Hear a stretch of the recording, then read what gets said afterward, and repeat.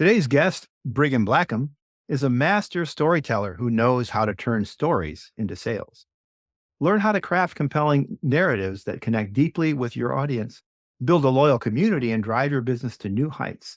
Don't miss this opportunity to up-level your storytelling and watch your business thrive.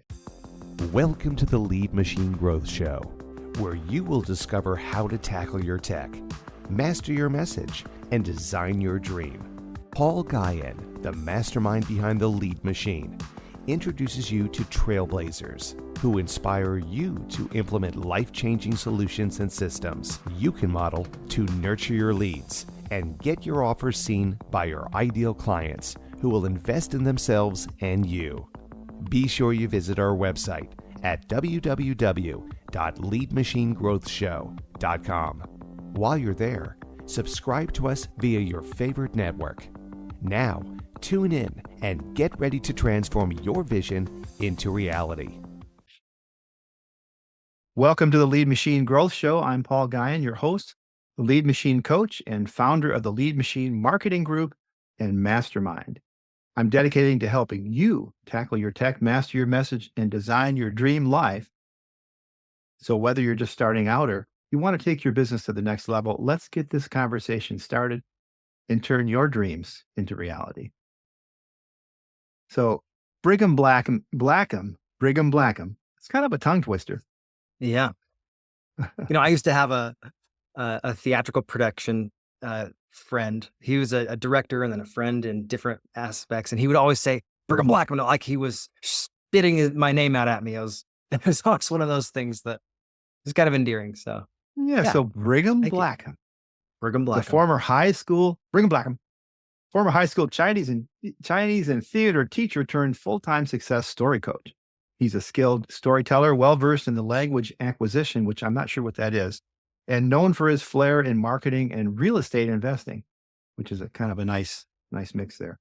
His charismatic presentations foster personal connections and empower leaders to boost their bottom line. Brigham Blackham. Welcome, sir.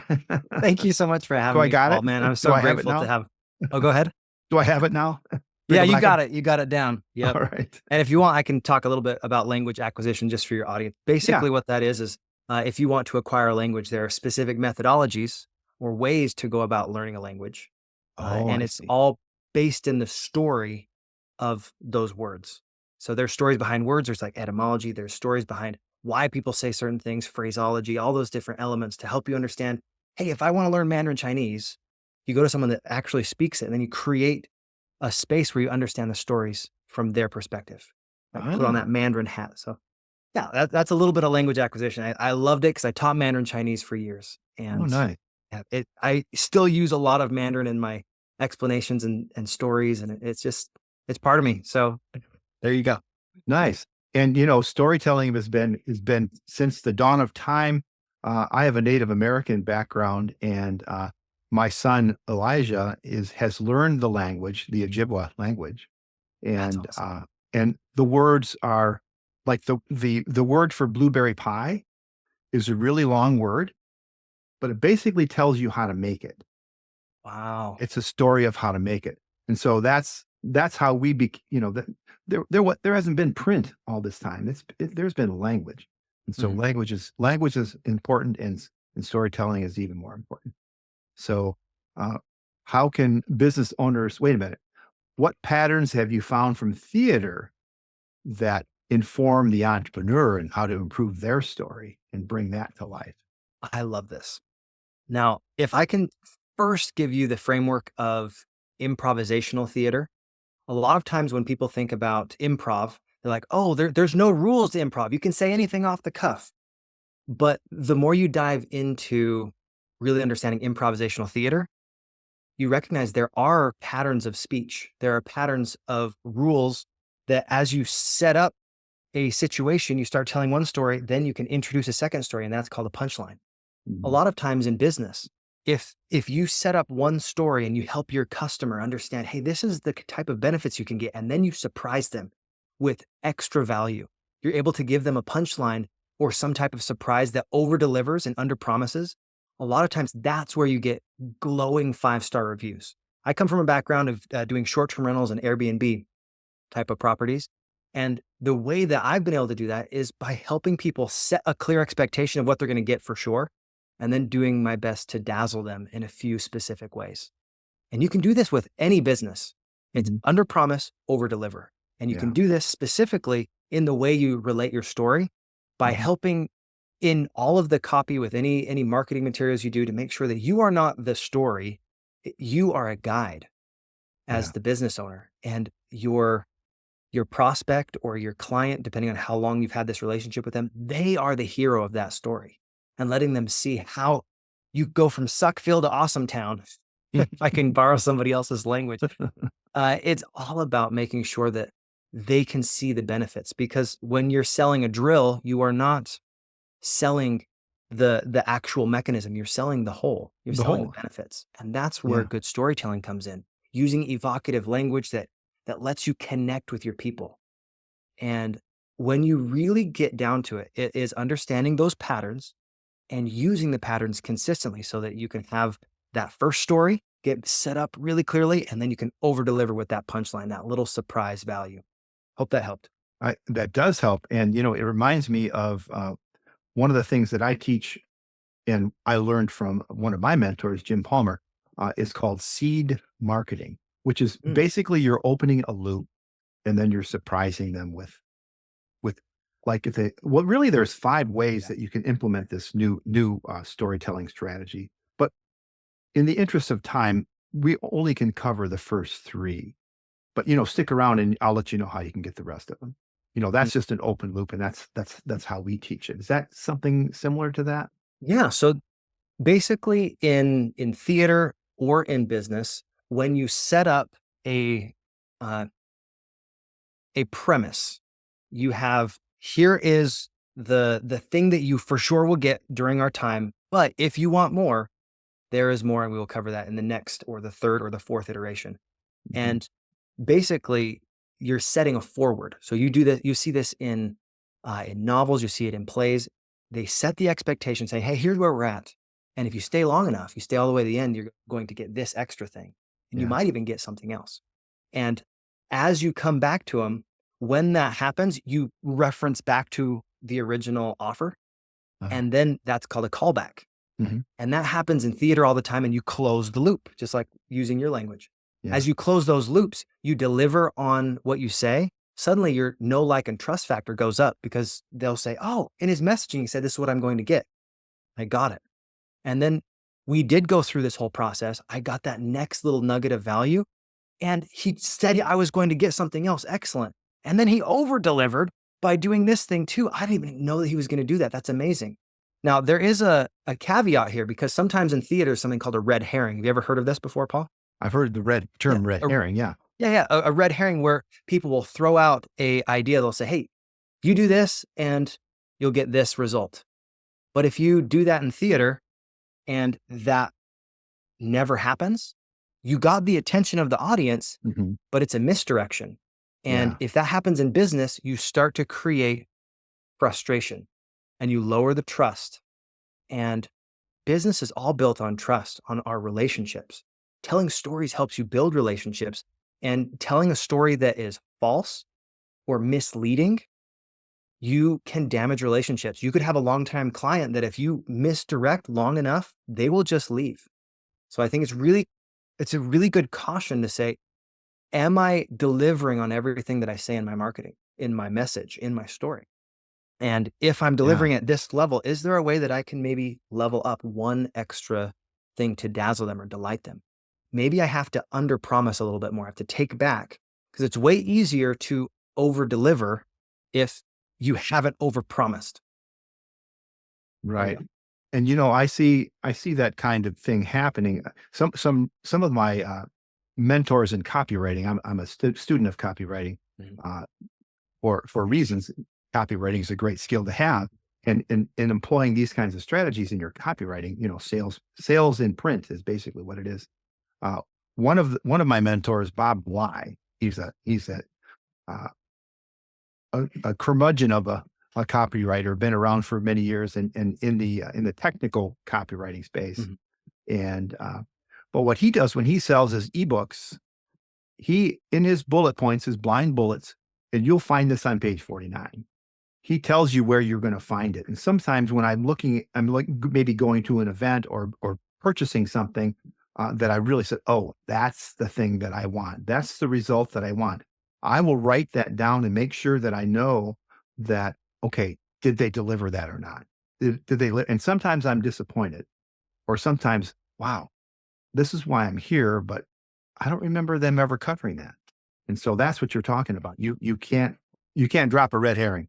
Right. You don't want to drop red herring. And you think about Yeah. a lot of times when you are delivering a message, if you can be clear, you say, here's my clarified expectation. This is what you are going to get. And then you deliver on that expectation, the trust that you have with that person goes up. But if even it's a slight off miscommunication in your expectations, there's a little bit of dissonance in that relationship and you have to repair it. It's almost like an emotional bank account. And I think as you start making deposits of trust, you can start having more and more value that you give them.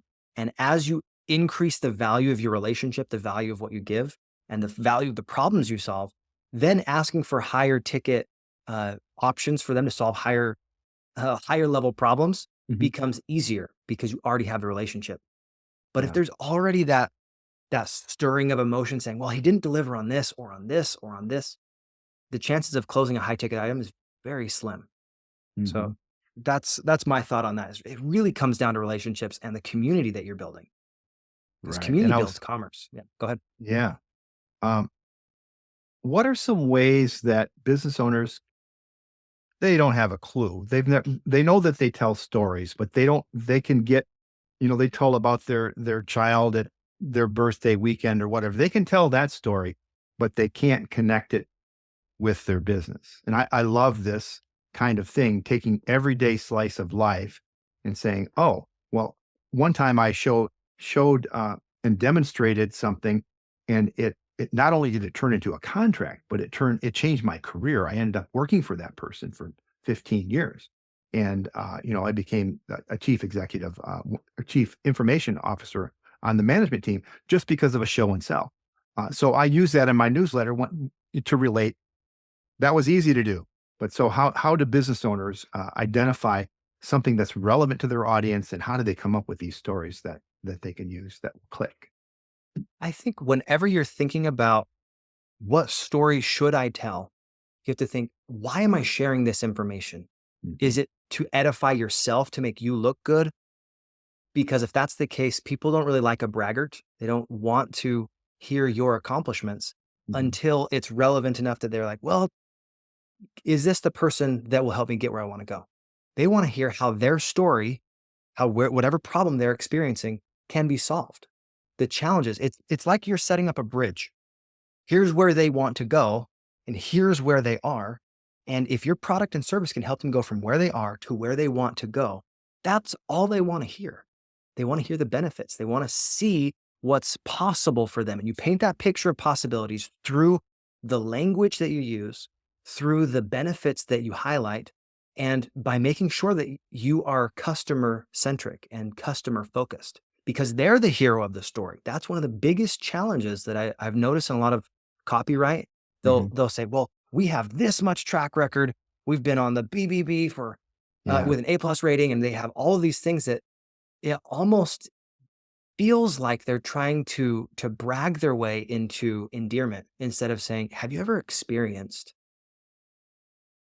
going to a house and realizing that you could have bought this house, but you didn't have the down payment? Like, oh, yeah, I would like to do that. Well, what if you could learn how to take whatever opportunity you had and start to create more opportunity based on your relationships? You can go find other money and start to do more deals based on how you communicate those things. You're like, oh, I don't have to pass on deals anymore because now I have relationships with specific people that I can get some specific money from. We can find win-win-win scenarios. So as you start articulating the problem very well, people will already assume that you know how to solve it. But if you can't articulate the problem extremely clearly, enough that your customer can say, oh, he understands me. she really gets what I've been going through. Then you really need to dive into the research of what does your customer truly want, need? What's going on in their head?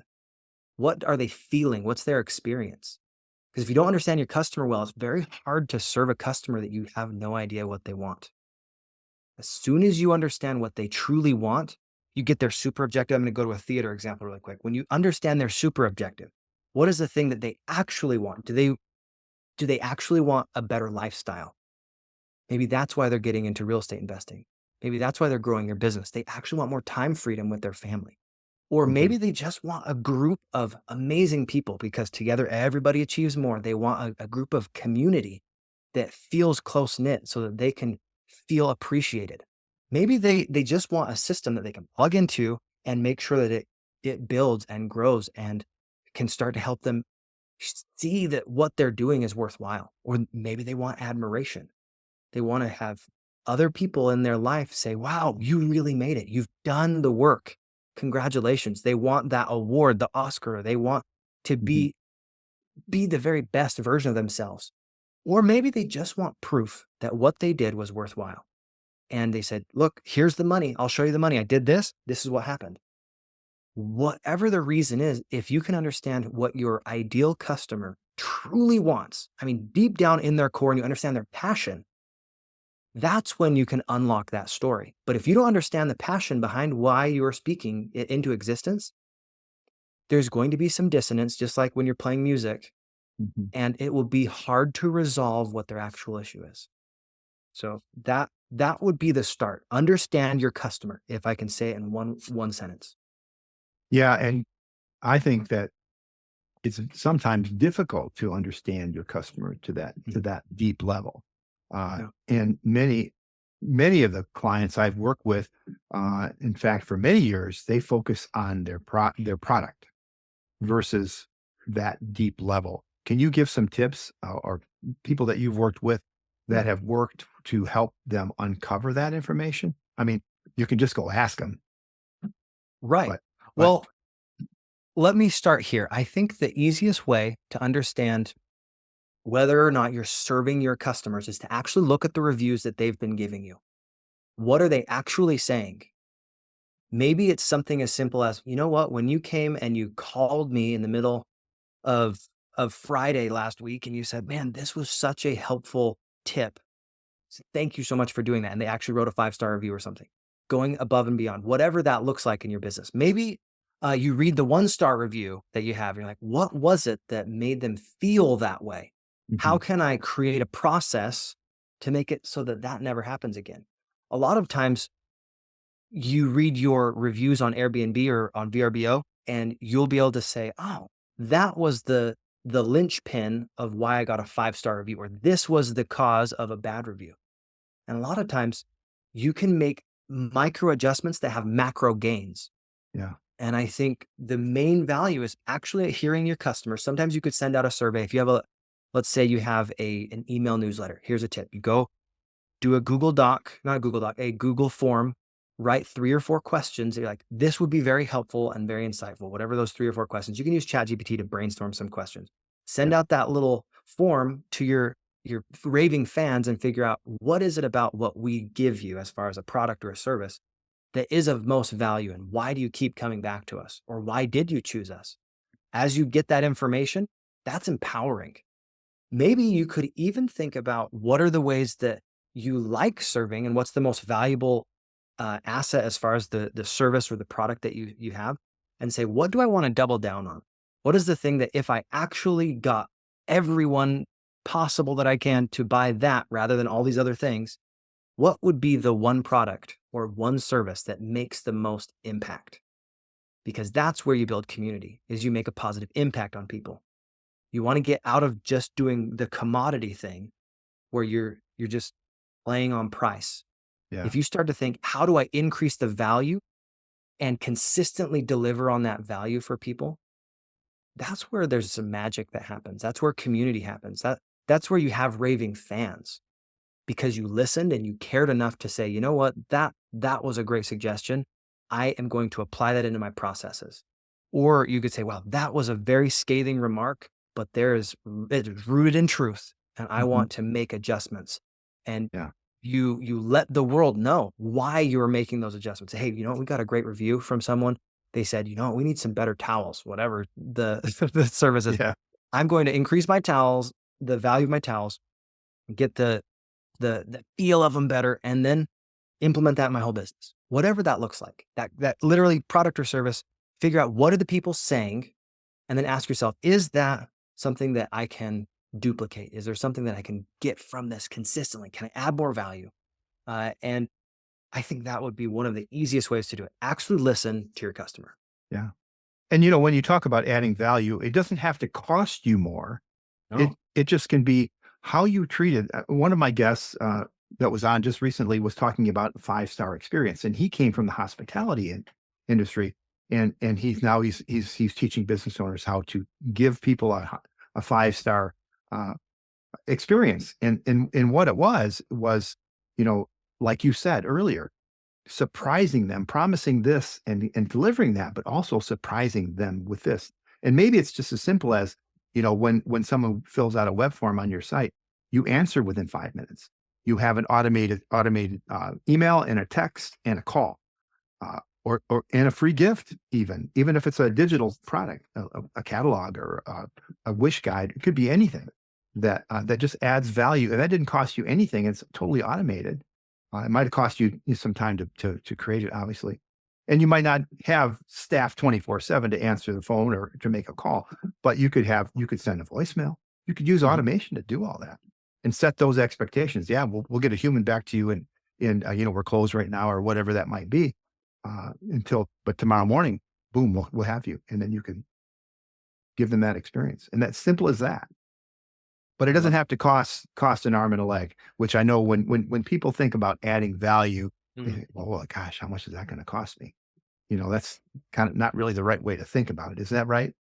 I think it's more what value is solving problems. If you think Yeah. of it that simple, are there Mhm. problems that you could be solving that won't cost you anything?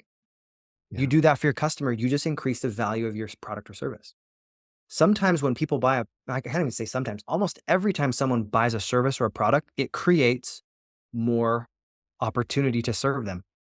If someone buys a window washing service, now the next time they want their windows washed, they'll be like, "Oh, I think I would like to have this product or service again." So now you have that that second or third time that they'll come, and you start building a relationship with them. And when you buy, say, a digital product, I think it's really common when you have like coaching or a mentorship thing.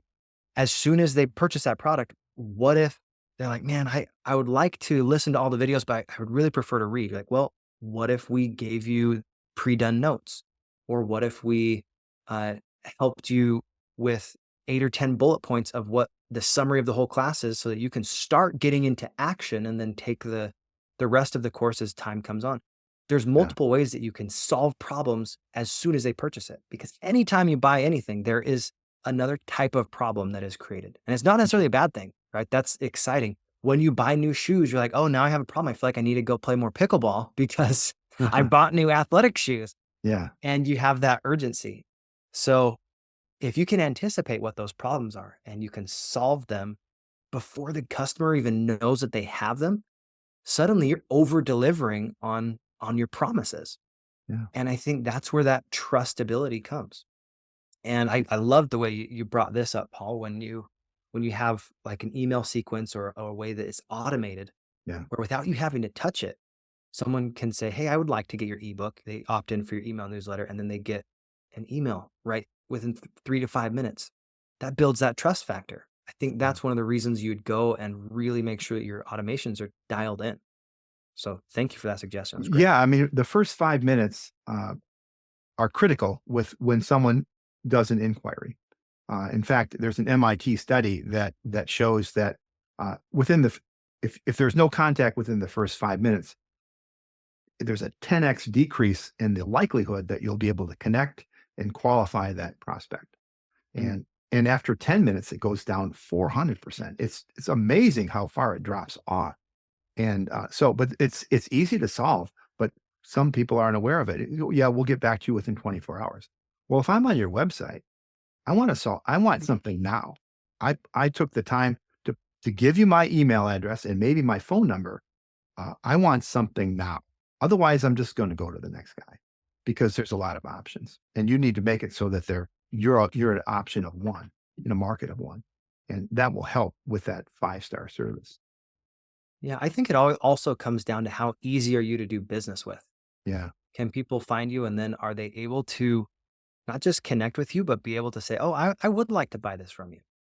If it's really challenging to purchase something from you, the chances of someone doing it goes down significantly. yeah, So be yeah. easy to do business with. I think that was the Steve Jobs principle. If you ever heard that, when he was pitching this idea uh, to get music on a platform that people could actually just purchase automatically. He's like, "Well, we already have Napster out there. They can get it for free." He's like, "Well, the only way to compete with free is to make sure that it's easy, Yeah. that it's simple." And it's like, good business, like I will almost always pay for simple and easy over like dodgy quality because it's reliable. And it's like, well, if that's easy, I'll do it. Right, in Napster, the quality of the music that you were getting was bootleg, and, Yeah, it was so that yeah, so the music has come a long way, for sure, for for sure. sure. And, there's a book out there called Wamish. Why are you making it so hard to do business? For me to give you my money, Wamish, Wamish. I and love that. It's a really great. Waymish. A friend of mine, Ben Gay III, probably the original salesman, mentored by Napoleon Hill, worked with Zig Ziglar. Actually, Zig Ziglar worked for him. Recommended that book. Ray Codone, I think, is the author of that book. Wamish. Why are you making it so hard for me to give you my money? And it's funny, but there are so many scenarios that there's that there's that resistance. That's Mm, you called it dissonance. mhm. There's that dissonance that's created because, well, my employee said, well, it's our policy that we have to do that. It's like, boom, I'm gone. Or it happens at restaurants, it happens everywhere. At the car rental place. Well, you know how to take a reservation, but you just don't know how to keep it. That's a reference to Seinfeld. Yeah. Uh, well, you took my reservation just fine, but you didn't keep it. Now you don't have my car. So, anyways, uh, what are This reminds me, is it okay if I add one more idea? yeah, This absolutely. this reminds me of any time I've been able to teach someone almost anything. There's an idea of being frictionless in the way that you accept information, Yeah. and there's an idea of creating friction. Mhm. And some students, the reason that they learned the language so efficiently and so quickly was because instead of having that effective filter, that wall up saying, "Well, you don't know what you're talking about," or I can't do this because of whatever reason, they have all these different objections. As soon as they say, "Well, let me try it this way. Let me see if this works," and taking the friction out, letting themselves get out of their own way, suddenly they can start making progress. In business, it's the same thing. If you have a mentor or you have a class that you're like, "I know that this class will help me go from Suckville to Awesome Town." If you are overthinking every single action step all along the way, you are creating friction for yourself, and it's actually creating more dissonance and more difficulty for you to have breakthroughs. But as soon as you say, "I'm just going to accept what you say and follow it and do it," and as you do the work, you'll be able to make those micro course corrections. There is a massive amount of momentum that you create. But if you are creating friction for yourself over and over by getting in your head too much, I feel like your progress gets inhibited over and over and over again. It's usually self-inflicted. So that was just something that was brought up that I feel like would be very helpful for your people. Yeah, and when you're right that it's a limiting self. Like, I don't have time. Yeah. I don't have time to do that. Well, when you keep telling yourself you don't have time, you'll never make time to do the things that you really want to do. And Mhm. it happens. It happens in my life all the time. I mean, I've got a 10-week-old puppy. So you know, Okay. so it's hard That's to a make good time. excuse. It's hard to I know. It's hard to make time to do some of the other things that you'd like to be doing. But this is temporary. So, Yeah, I've got a 9-month-old baby, and oh wow, we're working on congratulations. sleep training. So I get the the late nights. Yeah. Puppies, they need a lot of attention. They need a lot of attention. And, our puppy is sleeping through the night, but we got up at 4:45 this morning. So that was a little early. Mm. So, um, wha- what are some of the challenges that the people that you work with, the business owners, have with integrating this crafting of storytelling into their business? If I can boil it down to one thing, most of the time, it's not having the proper mindset going in. Yeah. If you can really have the right mindset and energy going into whatever challenge you're focused on, you'll be able to find different tactics to go about it. So from a theatrical standpoint, you are given an objective as an actor. I have to go from here to here. And you will have obstacles placed in your way because that's how stories work. Stories, Yeah. if there's no challenge, there's no story. If there's no conflict, there's no story. Yeah. As you increase the conflict, you increase the challenges, suddenly you have higher stakes. And when you're dealing with higher dollar amounts, the stakes are higher. It impacts way more than just you as a solopreneur if you have 10 employees. And Right. your decisions have to be made well, uh, because it impacts way more than just you. As you get into this, you think the challenge is the way. I heard this in theater over and over. The objective is not the thing. It is how you play your objective all the way through the obstacles, Mm. whatever that obstacle is. So let's say your mindset is, you know what? I have trouble remembering names. As soon as you make that into reality, verbalizing it, you have now created a search pattern in your head to go start finding data. It's like going through the file cabinet. Oh, yeah, you forgot that person's name. Oh, you also forgot this person's name. But the fact is, you actually have a confirmation bias. It's like when you're searching on Google, you don't always get both sides of the argument. You get what you search for, and your brain works the same way. As soon as you say, this is what I want, here's who I'm going to be and who I'm working towards, suddenly your brain will start to look for those and find the exact file that says, yes, you have been that. You have been brave. You have been courageous. You have been able to overcome those challenges. But you can do the exact same thing with the wrong mindset. So when you have a positive mindset and you cultivate it daily with motivation and inspiration, and you focus on things that will positively impact you and your spouse and your loved ones and your customers, as you get into alignment, other things in your life will start to fall into alignment as well. Mm. We call this our infinity model. My friend Greg Kimball came up with it. But your business is tied to your community. Your community is tied to your vitality, and your vitality is tied to your personal life. All of these things are interconnected. And the more in sync you are, the more integrated you are, the easier it is for you to overcome those obstacles. It's like when you are trying to lift a very heavy weight. So I was doing some deadlifts today, and I was like, man, this is really tough. The weight never got any lighter. When I started a couple months ago, I was probably doing like 125. It felt like kind of like a wimp. But I was like, I can barely get these. But now I was doing 155. I'm still not great at it, but the weight didn't get any lighter. I got stronger. And in business, as you improve your mindset and you do it consistently day in, day out, you ujinza toy. If you're not progressing, you're digressing. Yeah. That's one of my favorite expressions. But as you focus on progress, those here a little, there a little moments start to happen for you. And any of the objections that come up, the obstacles, the difficulties, you will be able to say, oh, this is happening for me, not just to me. Yeah. And as it's happening for you, you can start to make shifts. And when an obstacle is massive, one of the things that I didn't like as a teacher that I have now been able to overcome in a lot of ways, the public school system focuses on individual students having individual results. In the real world, when we have a problem or a challenge, we are not alone. That's the biggest thing that frustrates me about the school system is you get tested on an individual level, but when you're in the real world, you have to collaborate to be able to be successful. You have to learn how to work with others. You have to learn that you are not the beacon of all knowledge. If you have something that can be searched up realistically on a computer, it is accessible to you. And why not use that and be tested on how efficiently can you solve this problem? Not, do you remember the answer to this? That doesn't honestly matter most of the time. if you can ask Siri that question, you don't need to remember it. But do you need to remember to be kind, to create relationships, to tap into people? Because instead of thinking, how do I do this? And having to have the bank of knowledge yourself, you can say, who has already done this? Go read books. You can find mentors. You can cut time frames.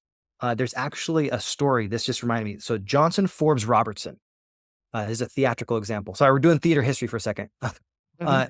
This was a British actor. He had to learn how to be a top-notch, world-class fencer for a part. He's doing a Shakespearean play. He had to pass as the very best of the best.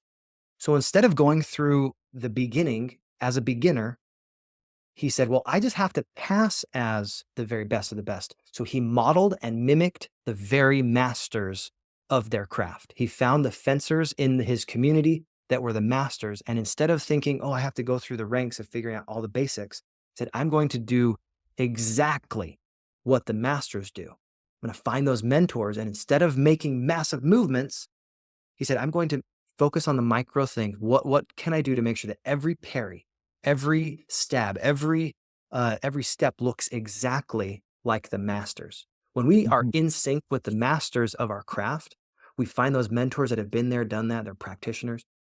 The obstacles start looking smaller. And especially like in business, if you think about the perspective of most issues, a lot of times we're looking at our problems like they're huge, but then you get back and you're like, oh wow, this is actually not that large of an issue. It's like holding up a pebble to your eye. But as soon as you recognize there are people that have been there, done that, they know how to overcome challenges, and you are not alone, you can have breakthroughs without having breakdowns. And that would be the easiest way that I can say to do this is never stop learning and be very cautious with who your mentors are, because you want to get your M&Ms, right? Your model and mimicking. So there you go. Yeah, I like the idea. In other words, standing on the shoulders of giants uh, Absolutely. is finding what else works in your industry or outside of your industry, especially powerful. Is looking at what other people are doing who have the success that you want already, and do what they're doing. And if you are unwilling to do it, then you should not be surprised that you don't have the success that they have that you want. So you've got to say, belly up to the bar, look at yourself in the mirror and say, oh, well, geez, I don't like speaking in public. Well, guess what?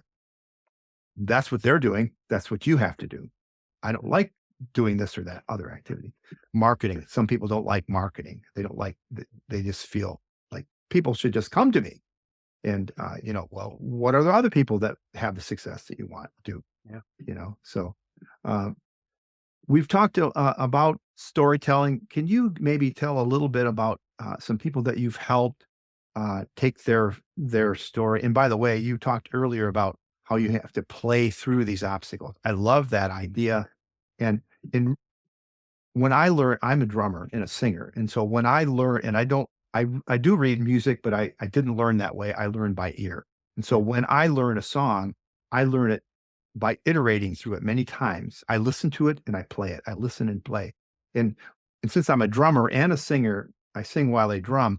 Uh, I actually have to learn how to drum it first, how to play the drums and the patterns to it first, um, and then know the words, be able to have the words in my memory. So it takes a little bit of time, but I'm pretty quick at it. But the first time I do that song live, it's not as good as it is today. Now that I've done it in 10 performances, now I can play We're an American Band by Grand Funk Railroad, and I can do Nice. the drumming part and the singing part without screwing it up. So I forgot where we were going with that, but oh yeah.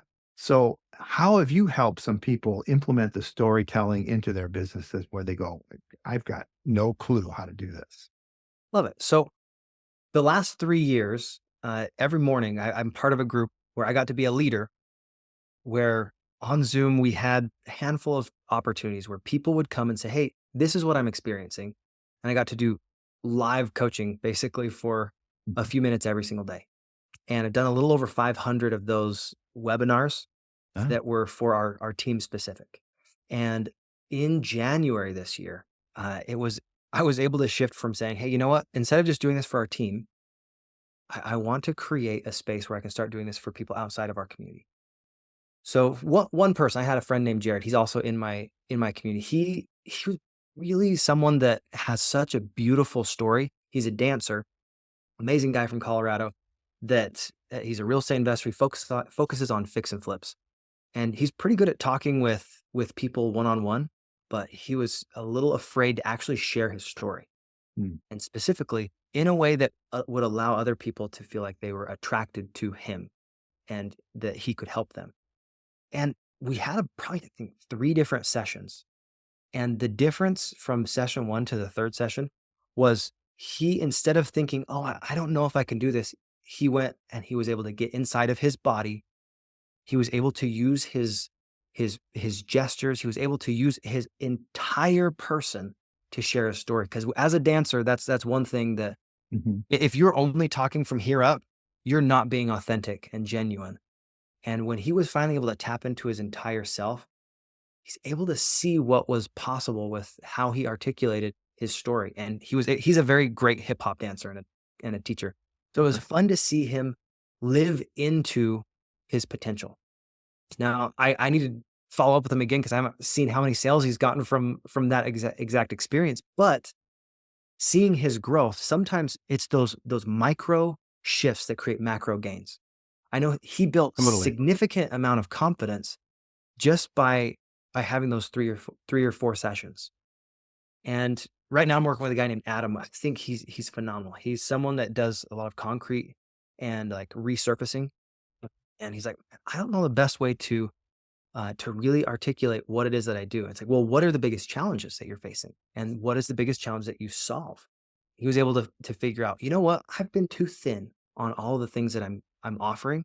I need to focus in on one. I was like, that sounds great. Which is the one that's going to be the most helpful for your customer and the one that you make the most money on or that you enjoy the best? And he's like, well, I want to do these top coats that I can be very creative and make them very unique. I was like, great, let's focus in on that.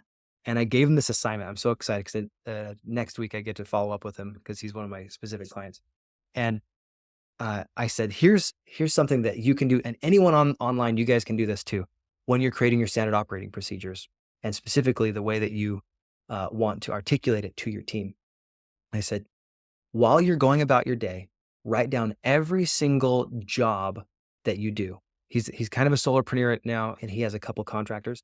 But I said, as soon as you write down what those jobs are, you get them out of your head and on a paper or on a digital format. Now he doesn't have to remember them. He Mm. can start saying, all right, this is what needs to be on the truck. This is what needs to be for all this paint. Here's what I need to make sure the lines are straight. And he's becoming more confident in articulating his story and how he can help be that bridge for somebody else. I think that's one of the biggest things that's rewarding in what I'm doing right now is being able to see people's eyes light up that you don't have to have all of the answers to every problem. You say, this is the problem I solve. This is where I can take you. Here's where you are. Do you want that problem, that challenge solved? Here's the benefits to it. We don't have to be everything to everybody because otherwise we're nothing to nobody. Right? Nobody. So Yeah. it really comes down to articulating it very clearly. What are the benefits? And I still feel like I'm new at this because I mean, my podcast that I've been doing, I started it technically in October last year, but my first episode didn't air until January.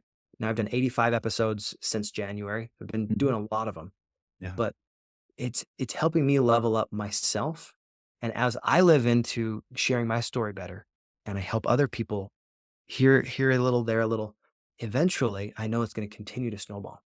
So even though I'm like right at the beginning of this part of my career, I'm so excited to Nice. find more people that want to shift and find those breakthroughs without having the breakdown. And I want to be that architect of moments where in your language, the things that are inhibiting you, if you change 1 or 2 things, suddenly you can start to be more confident. And I love that. And I hope that that message can start to be clearer. And that's one of the things that drives me is being able to help people help themselves. I love that. So we're about out of time. as we wrap up with your final words, what are 3 things that our listeners can do to put these fabulous ideas into action? Let me give you an acronym. Is it okay if I do 4? Sorry, 3, I Yeah. didn't think of 3. This is SWAP, right? Be specific, make sure that it's worthwhile, it's applicable, and that you have positive movement. S is specific. Now, when you're specific to the things that you want to change, it can literally be this simple. All right, what are the actual benefits that I'm creating for my customer? Be specific. Don't be general. General responses get general answers. But if you're very Mhm. specific, you get a specific answer. And then when it's worthwhile, ask yourself, would this be something that someone actually wants? Is this something that if I did for long enough, people would say, wow, that is so helpful. Thank you. Mhm. Worthwhile. And then appreciation. I think this is a superpower that humans have that no other animal has. Like my cats have never come up to me like, thank you so much for getting food for me. I really appreciate it. That's never happened. I mean, dogs kind of lick you a little bit, but it's not the same thing. When you are able to not only receive appreciation, but to give appreciation, you recognize what are the actions that I'm taking that that are creating those opportunities for receiving appreciation and giving appreciation. I love that focus on kindness. Uh, the last thing is this idea of being in positive movement, right? To focus on that progress. And when you make positive movement, it's kind of like when you're in a vehicle. If you are in a parked car and you're moving the steering wheel, you are not going anywhere. Like you could crank it all the way one way and crank it all the other way, but you didn't get anywhere. But as long as you're Yeah. making positive movement, even if it's slow, Yeah. slow movement is still going to help you get where you want to go. As long as you keep making those micro adjustments. There's an Yeah. expression in Chinese, "bu jin ze tui." If you're not progressing, you're digressing. Right? I said Mhm. that earlier. And as Yeah. you're progressing towards your defined end, where you want to go, uh, Earl Nightingale says it this way: success is a progressive realization of a worthy ideal. As Mhm. you are making that progress, you're doing your very best day in, day out to not focus on things that you can't do, but say, what is in my power? What can I control? And you control the controllables. You do your very best. You fill your time with the energy necessary to complete the task. Eventually, you are able to get where you want to go. It might take longer than you expected.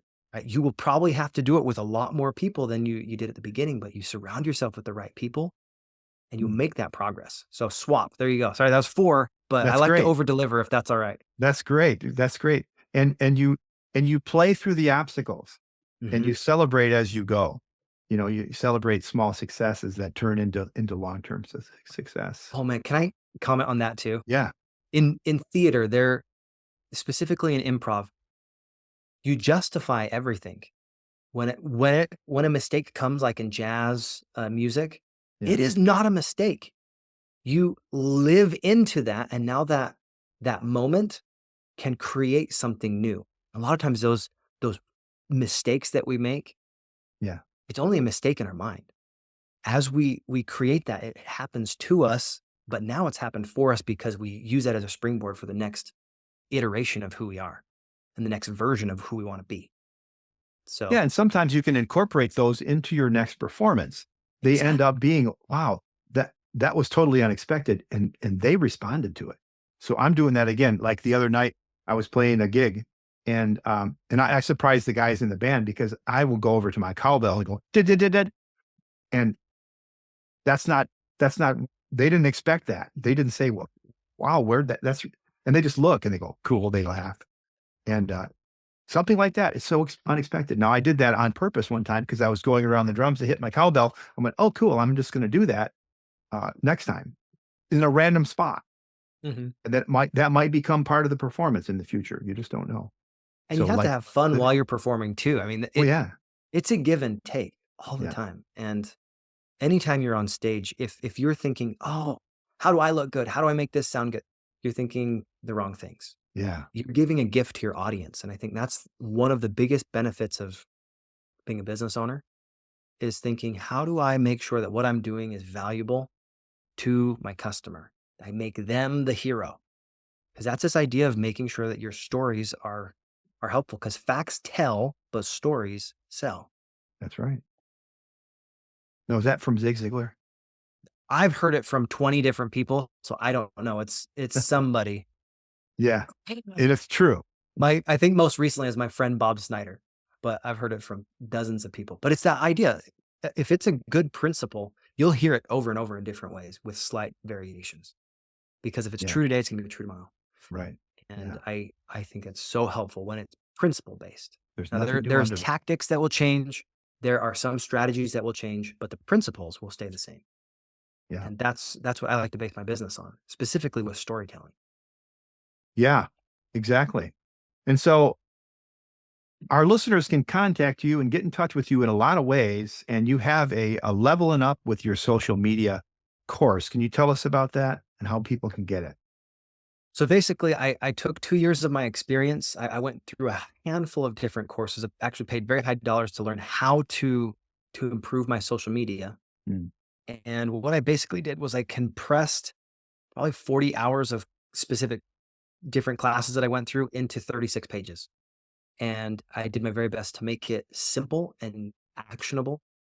And it's a little free ebook. It's if you go to the show notes in this and you hit that link tree, you'll be able to find it. So leveling up your social media. And if you opt into my email newsletter, which I send out typically once a month, but sometimes a little more frequently, you'll be able to stay in contact with me and learn a little bit more about how you can improve your storytelling, specifically so that you can help your social media in that respect. But I'm doing it not just for social media. That's just one of the freemiums that I give out. So Yeah. there you Yeah. go. And if you're not on the show notes page, you can go to Linktree, that's linktr.ee/ Brigham Blackham, BrighamBlackham, Brigham Blackham, Thank you. Linktree / Brigham Blackham. And so thank you so much. Remember, folks, faith and action go hand in hand. So keep the pedal until the metal. And until next time on the Lead Machine Growth Show, I'm Paul Guyon, Brigham Blackham. Thank you very much. I appreciate it, Paul. Thank you for tuning in to the Lead Machine Growth Show with Paul Guyon, where we show you how to tackle your tech, master your message, and design your dream so that you can transform your vision into reality. Remember to visit our website at www.leadmachinegrowthshow.com and enjoy even more great episodes like this one. Again, while you're here, subscribe to us via your favorite network. We look forward to seeing you next time on the Lead Machine Growth Show.